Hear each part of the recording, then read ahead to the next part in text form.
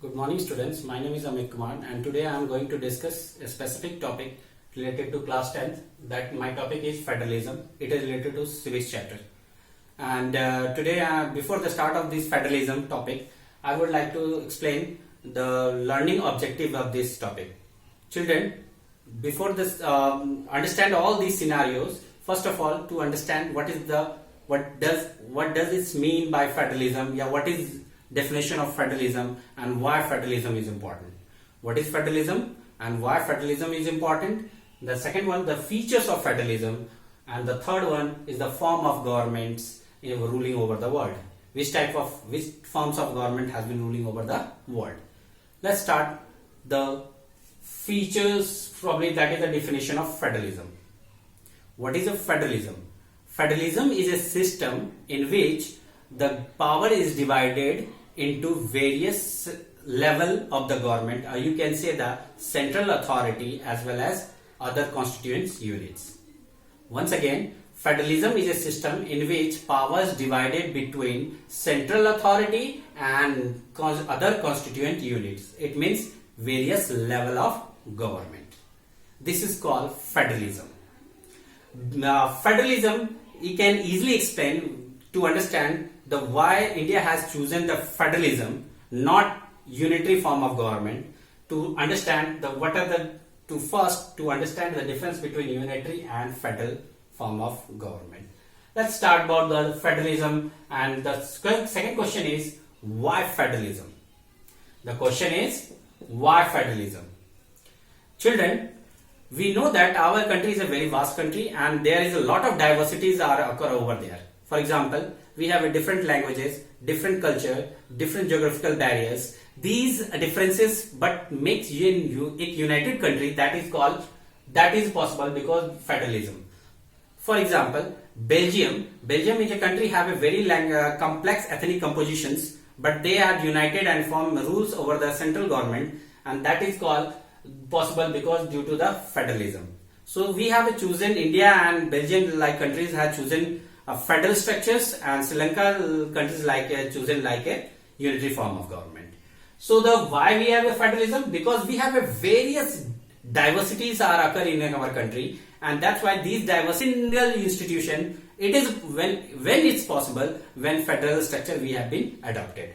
To before the understanding this federalism, to understand what are the features of federalism, to understand why these diversities become united.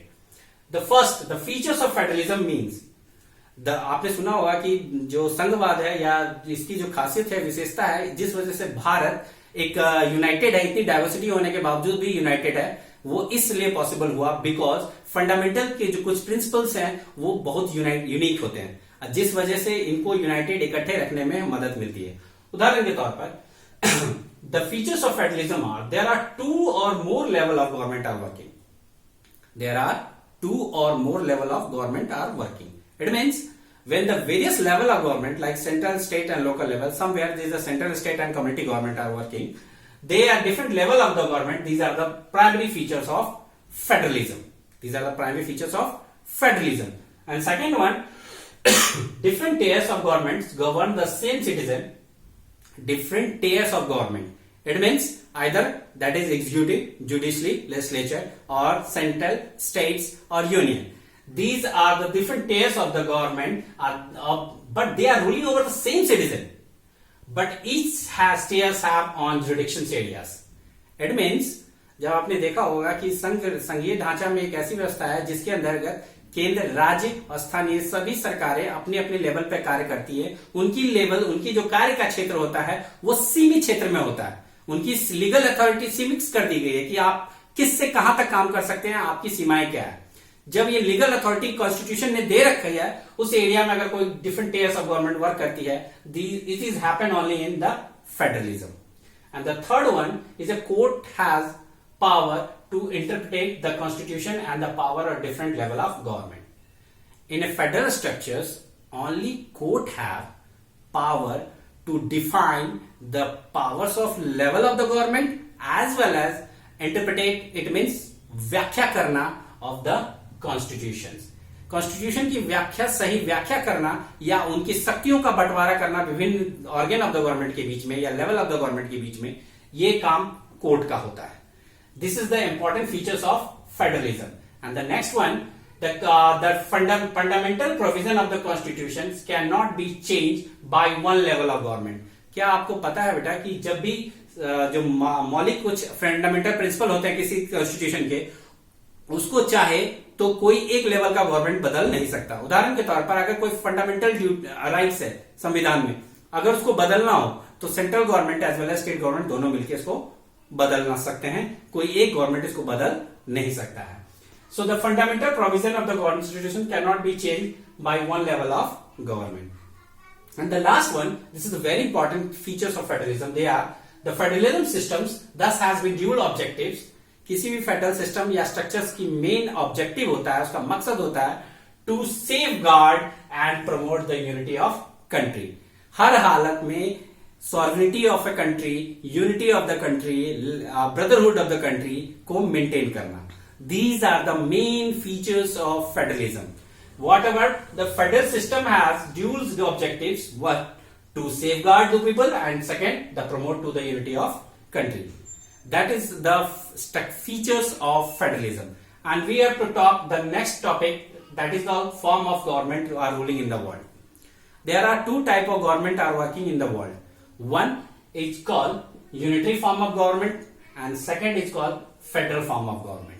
We have a two type of government ruling on the world. One is called unitary form of government, another is called federal form of government. What is unitary form of government and what is a federal form of? Unitary means the power is only under the control of central government.